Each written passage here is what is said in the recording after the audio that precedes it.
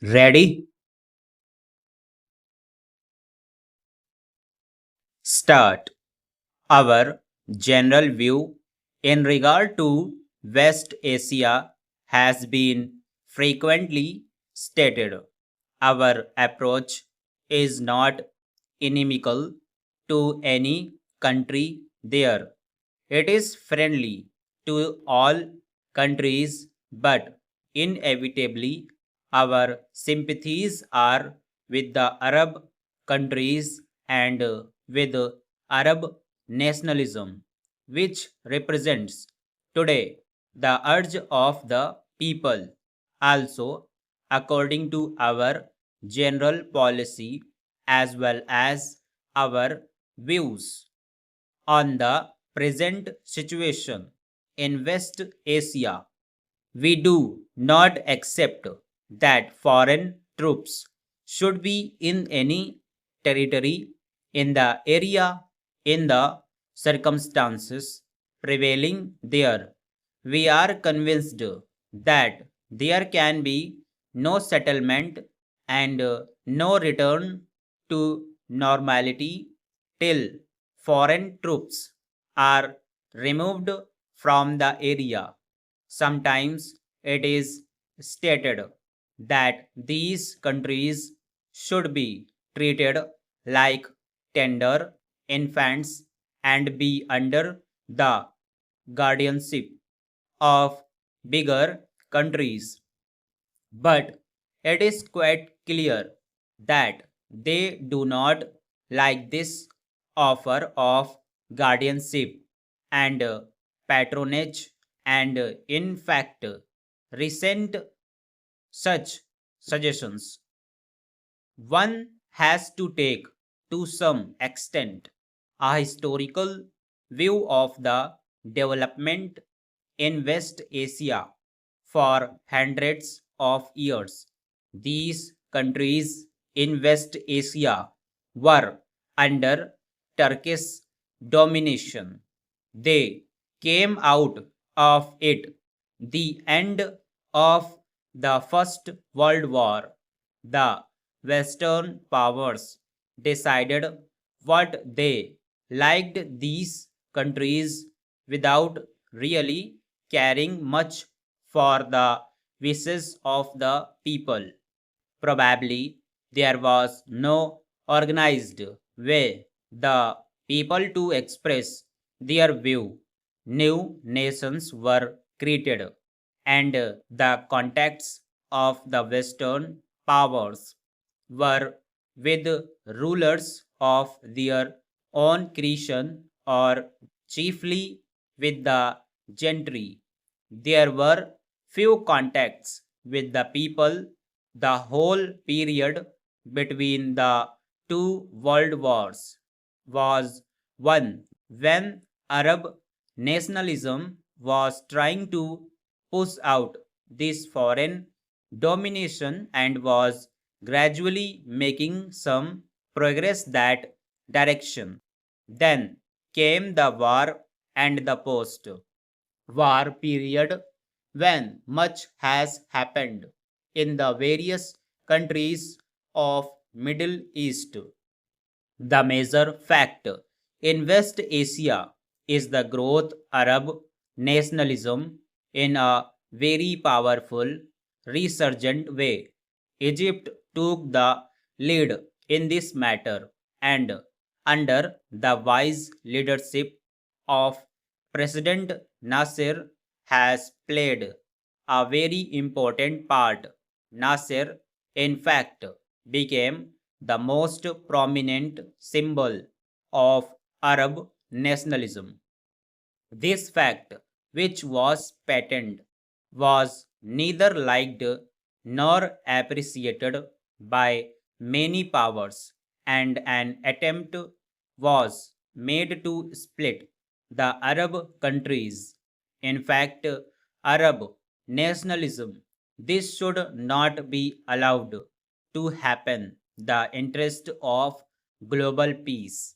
The House may remember the talk about building up the northern tier defense and about the Baghdad Pact. The motives were supposed to be to protect these countries from attack of invasion from the Soviet Union and to give them security and peace. As a matter of fact, the result was quite the contrary. The troubles of these countries only increased because of such an approach.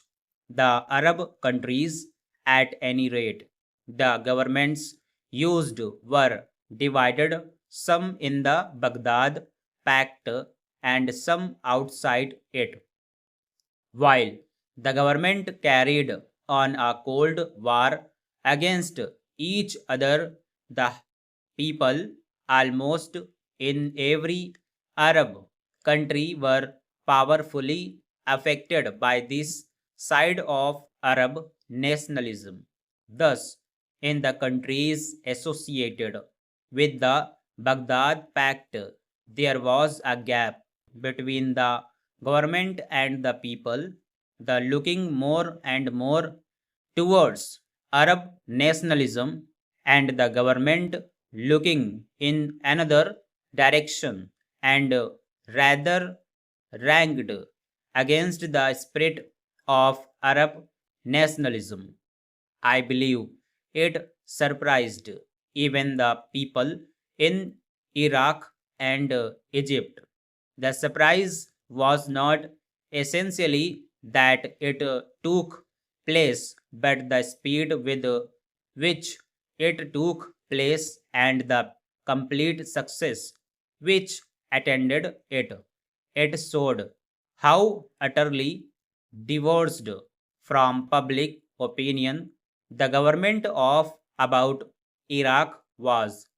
When the change came, it brought tremendous relief all over Iraq, and the people flocked to the side of for the new government. So, this attempt at not recognizing the spirit of Arab nationalism, even trying to come in its the way and obstructing it, really achieved the opposite effect. Landed it encouraged nationalism as such an approach will inevitably do.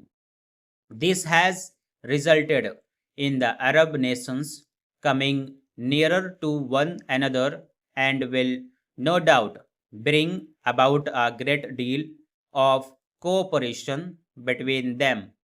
It was said that some kind of an Arab empire was being built up, which in was dangerous.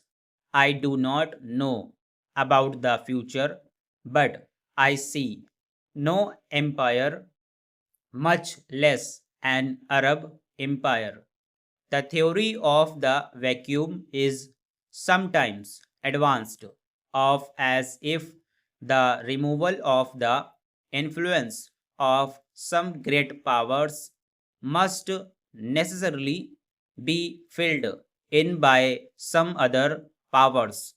It is an extraordinary appraisal of the situation which does not recognize the effect of Arab nationalism, which has become such an dominant force. We are convinced that any of the problems of West Asia must be based on the recognition of the dominant urge and force of Arab nationalism. Any settlement must have the goodwill, cooperation of the Arab nations, the need of the European countries for oil in is patent, but there should be no difficulty in arriving at a friendly arrangements which ensures the supply of oil. Stop.